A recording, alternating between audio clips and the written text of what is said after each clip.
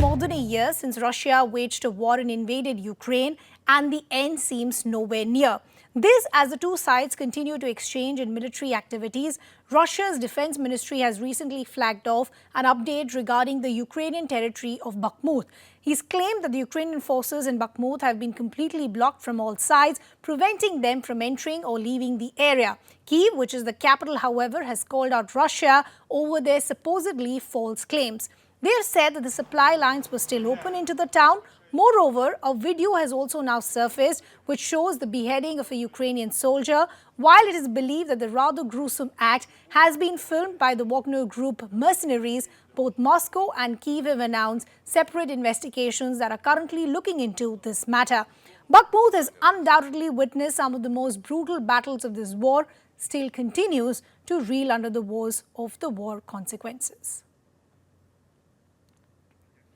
Let's also continue the conversation with our colleague Sanjay Suri, who continues to be with us. Sanjay, when the one-year mark happened, you were on the ground to try and understand what the ground reality is. Could you help our viewers understand what is the reality in Bakhmut from people that you've spoken and what you saw some time ago?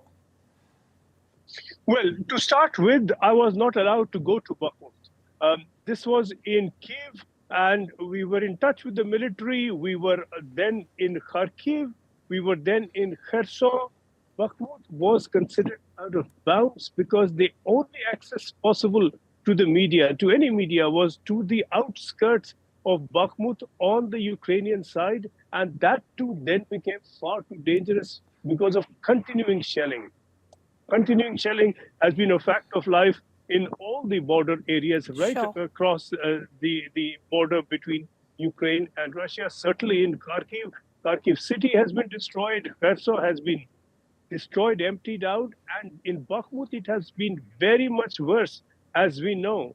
This is where we have had street-to-street fighting, and the reason that we don't have a fully accurate information, fully accurate information, is that there is really no independent media, no independent observers in the middle of Bakhmut, where all these confrontations are happening, where the worst of the fighting of this war has been taking place.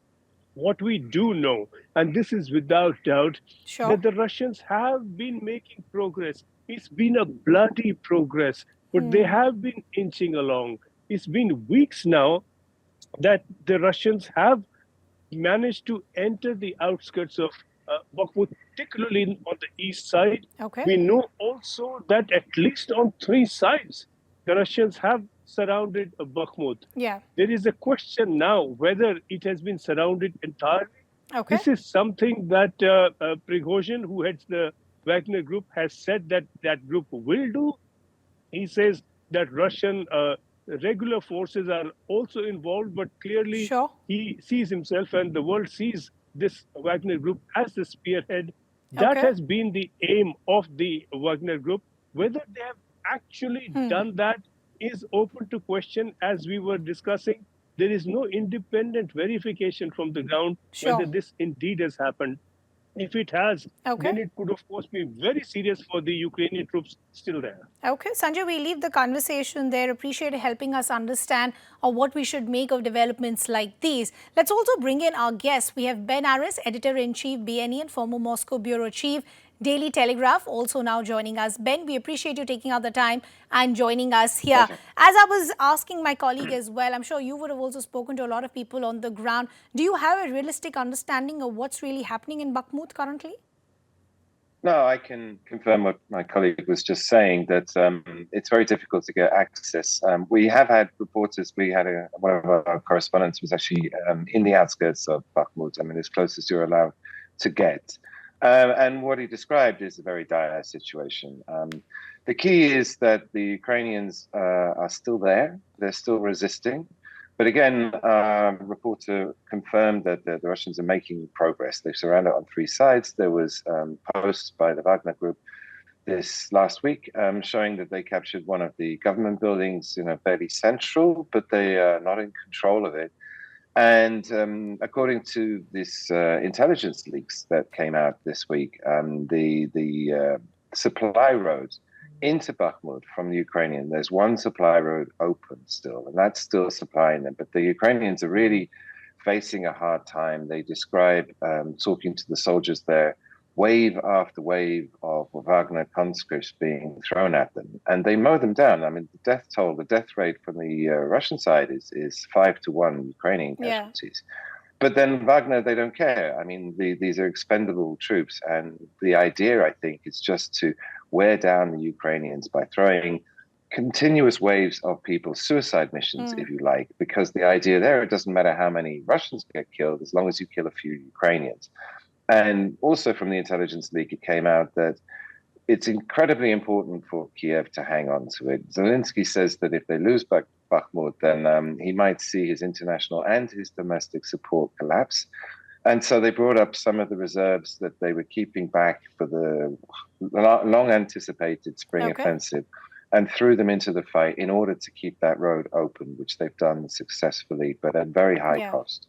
Ben, you know what I want to essentially understand, ever since the war started and the invasion of Russia happened, it's been a battle of narratives because it mentally puts the other side down. So this time around also, as you're rightly saying, because the information is very limited, everything that we're reading either from the Russian side or from the Ukrainian side needs to be seen with a pinch of salt. Now, if you see the statement that was put out by Russia, according to them, they've completely surrounded the area where the Ukrainian forces haven't been able to go in and go out. Because you've had reporters on the ground in and around the areas, at least Kyiv, Kherson, is that a possibility? That's one. Secondly, strategically speaking, how crucial is Bakhmut?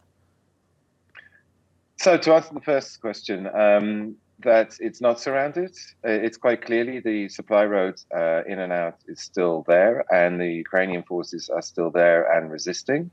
It is clear that the Russian side has been making progress, but this has been going on for 7-8 months. So, I mean, progress, is a relative term. They're taking a meter a day of that, and at extraordinary cost to their own forces. Whether it will fall, we have to wait and see. The Ukrainians are fighting tooth and nail to keep hold of it, but they're running low on ammo. Our correspondent was reporting that the shells that they're getting, because it's an artillery duel as much as anything else, that they are already having to ration.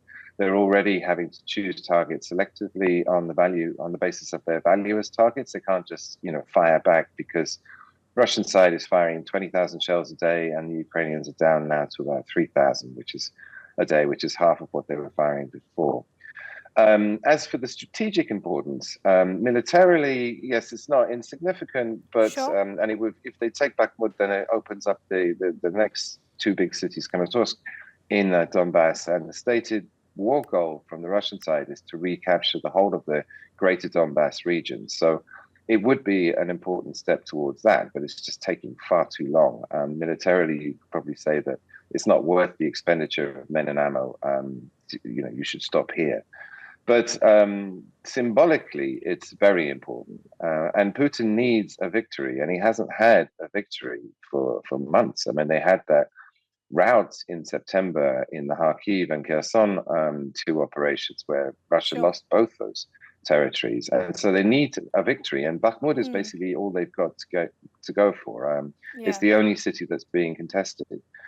And consequently, it's very important for them. And also you have to think of the audiences involved here, because the information control is, as you say, extreme. But on the Russian side, Putin's playing to his domestic audience. He needs to keep the war fever high. He needs to keep patriotic support high. And so Bakhmut is important for that. And on the Ukrainian side, their industry is totally destroyed. And so they're entirely dependent on NATO supplies.